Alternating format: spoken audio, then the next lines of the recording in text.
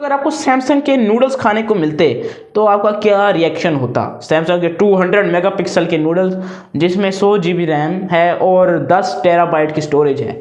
मैं खैर ये तो मजाक था, लेकिन एक्चुअली इस बात का जवाब दें कि अगर आपको नूडल्स खाने को मिलते तो आपका क्या रिएक्शन होता, क्या आप पसंद करते उसकी नूडल्स को। एक्चुअली मजाक लग रहा है, लेकिन सैमसंग नूडल्स ही बेचते आया है अब तक। अब जर्नी इसकी देखा जाए तो एक्चुअली ये 1938 में सैमसंग कंपनी बनी थी, जहाँ पर एक ली ब्यूंग नाम के आदमी ने सैमसंग को बनाया था, फाउंड किया था एक छोटा सा बिजनेस के तौर पे, जो कि पहले सिर्फ और सिर्फ नूडल्स, ड्राइड फिश यानी सूखी हुई मछलियाँ और बाकी चीज़ें इंपोर्ट एक्सपोर्ट करते थे। एक्चुअली ये सिर्फ इन चीज़ों में डील करते थे, इलेक्ट्रॉनिक्स का नामो निशान नहीं था। अब एक्चुअली ये बाद में एक्सपेंड होता गया टेक्सटाइल में, शुगर इंडस्ट्री, इंश्योरेंस में, और 1970 में इसने एक बड़ा सा जंप मारा और इलेक्ट्रॉनिक्स मार्केट में जंप हो गया और इसने अपना पहला प्रोडक्ट बनाया 12 inch black and white TV. उसके बाद सैमसंग दुनिया के सबसे बड़े लीडिंग और बिगेस्ट ग्रेटेस्ट मैन्युफैक्चरर्स में शामिल हो गया है, जैसा कि आप सबको ही पता है।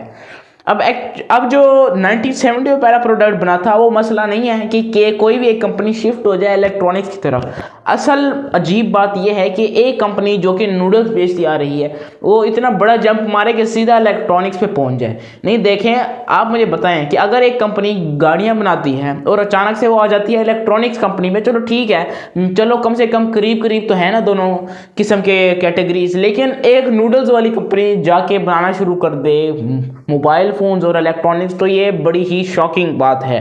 तो अगर आपको ये बात कैसी लगी कमेंट सेक्शन में ज़रूर बताइएगा।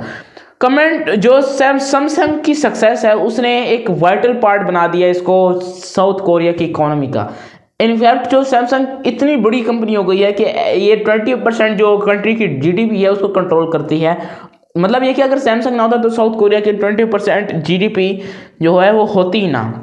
इसका मतलब है कि हर एक $5 जो कि साउथ कोरिया बनाता है वो उनमें से $1 जो है वो सैमसंग की तरफ से आता है, जो कि एक बड़ी बात है, जिसकी वजह से इसको ख़ास एक इम्पोर्टेंस दी गई है साउथ कोरिया की इकोनॉमी में। सैमसंग के 3 लाख एम्प्लॉयज़ हैं वर्ल्ड वाइड और बहुत सारे और बिजनेसेस और इंडस्ट्रीज़ को भी सपोर्ट करते हैं।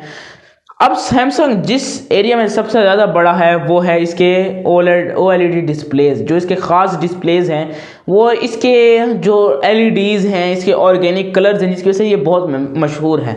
सैमसंग का जो कॉन्ट्रास्ट कलर और एनर्जी एफिशिएंसी है LCD LED डिस्प्लेज में वो बहुत ही ज़बरदस्त है और एक कोई भी कंपनी जैसा नहीं बना सकी। इनफैक्ट जो एप्पल है वो भी अपने जो फ़ोन्स हैं, आईफोन्स हैं, उनकी जो डिस्प्लेज हैं वो सैमसंग से ही तैयार करवाते हैं।